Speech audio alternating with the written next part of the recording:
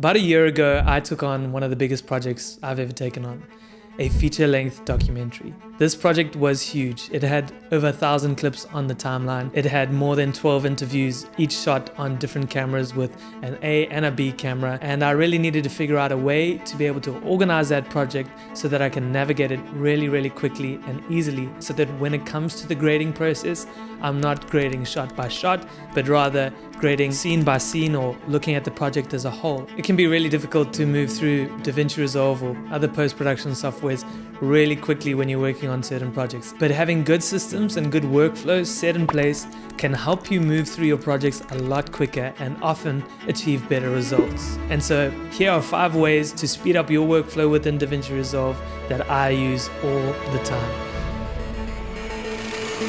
Number 1, pre-building your transforms and node trees. It can be really time consuming and a bit of a hack to add a CST and correctly transform your footage every single time you start grading a project. But building your CSTs as power grades can save you a lot of time and headaches by just doing this ahead of time for different camera profiles and workflows. Then you can just drag and drop these power grades onto your node graph and be confident that it's been done right. You can use the same method to save your favorite node trees or color grades so that you can use them later. But let me make your life even easier. I've already built these CSTs for you for different camera profiles, and so you can just download my power grades below and then import them into DaVinci Resolve and just drag and drop. Number 2, using group workflows for your projects. I can't even begin to tell you how useful I have found this workflow. It allows me to organize my project in a way that makes sense to me. It's customizable and easy to filter through the different options. In the color panel, you can select a bunch of different clips, right-click on them, and then say create new group. You can then name it whatever you like. That way you can access group node graphs, which allow you to add adjustments across that whole group of clips without affecting the rest of your project.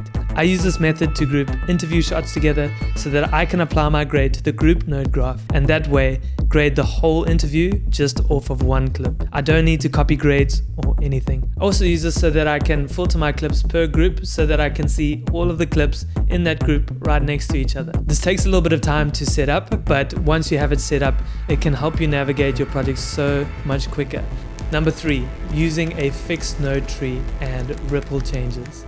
This is a really exciting technique because it has saved me so much time. I've incorporated this workflow into my everyday grading, and I can't see how to actually work on projects without incorporating a fixed node tree. So if you don't know what a fixed node tree is, it basically means that you're using the same node structure on every single clip, on every single project. This allows you to have familiarity of your node structure and what you might have done in a particular node across all the projects that you work on. The great thing about this is that you can build a node tree that really works for you and your workflows, save it as a power grade, and then be able to apply that node tree to all of the clips across your entire timeline. That way, when you're starting your project, every clip you go to already has a node graph built on it. You don't have to add nodes, you don't have to label nodes, and it saves you a lot of time. And even though adding a node or labeling a node doesn't really take a lot of time, but if you look at a project on a whole, it does add up. And even being able to build the nodes that maybe take a little bit more time, like your power windows that you like to use, or maybe like the saturation node that I spoke about in the last video, I build those into my fixed node tree so that I don't have to go through the hassle of doing that every single time. If I click on my vignette node, the vignette is already made for me. I just then need to make the adjustments I want to by bringing my gain down or my offset down, but essentially the power window is already there for me. I've also got a bunch of different nodes that I don't use on every single project, but they're there if I need them. So because all of my clips already have the same node tree applied to them, all I have to do is get to that clip and then start grading straight away. Having a fixed node tree also allows me to use a really powerful but dangerous tool called ripple node changes. This is a bit of a bonus tip for speeding up your workflow, and if you're using groups, it can help you do even more. Ripple node changes essentially allows you to copy the changes that you've made to a particular node to a bunch of selected clips or a particular group. Let me give you an example of how this can help you speed things up.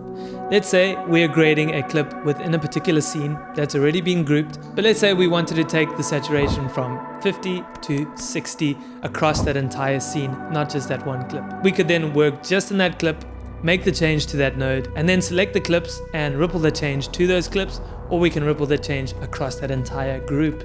This means that we don't have to copy that node and then go into all of those different clips and click paste. We can actually just ripple that change from that node across the group or across a bunch of selected clips. Now to do this, you're going to go to your preferences, keyboard shortcuts, and then search for ripple changes. You'll see that there's two options: ripple to selected clips or ripple to group, and I suggest making these as hotkeys so that you can then do this a lot quicker in the future. To take this tip even further, we can even choose between 4 different ripple modes, meaning different ways that those changes will be applied across the selected group or selected clips. We can do this by going to preferences, choosing user, and then color. Scrolling down a little bit, you will see that we then have ripple modes. So we can choose exact values, percent values, unit values, and all values are copied. So going back to our example, changing our saturation from 50 to 60, the first option would pretty much just copy those changes to all of the selected clips or group.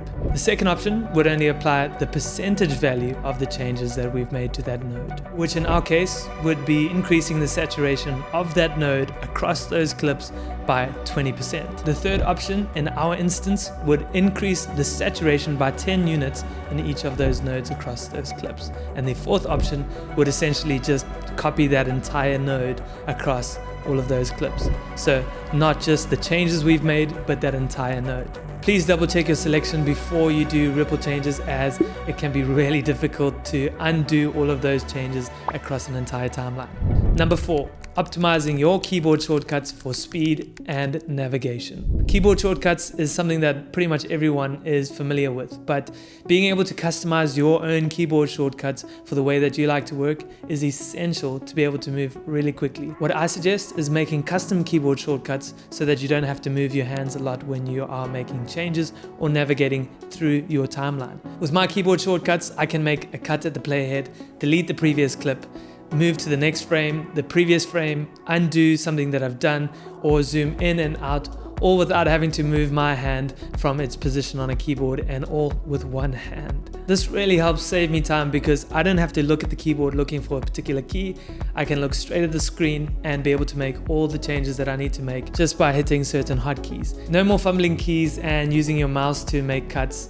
Just looking straight at the screen, making all your changes with one hand and navigating through your project. Like with all these systems, it takes a little bit of time to set up and to get used to, but once you have it in place, you'll never go back. If you want to make your life even easier, just download the keyboard shortcuts below and import them into your DaVinci Resolve, and you can have access to all the keyboard shortcuts that I use. The last tip is much more simple than the others, but it helps you have quicker playback, but more importantly, a lot quicker export times.